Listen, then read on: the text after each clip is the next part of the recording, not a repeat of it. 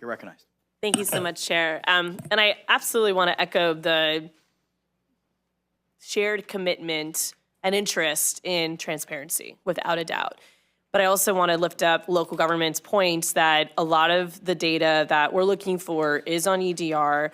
The data that I feel like it requires a little bit probably extra emphasis is that travel data. But I would also, again, argue that, we're not held to that same standard, and we're also paid for by tax dollars. And I know many members use their district accounts to go to conferences, oftentimes conferences that have political leaning and preferences.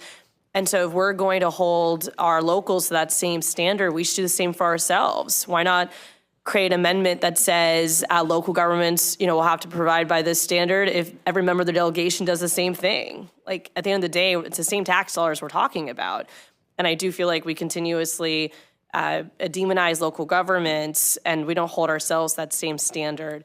And so I do, again, uplift your commitment to transparency, but I do think part of what the bill does is duplicative, and we're also just creating now a two-tier system for smaller governments versus bigger governments, and then we're not holding ourselves to that same standard. So for those concerns, I'm hopeful the bill will continue to evolve with the stakeholders, but I do have concerns that we're, talking about transparency for the sake of transparency, but we're also not holding ourselves to that same standard. Thank you, Chair. Representative Holcomb.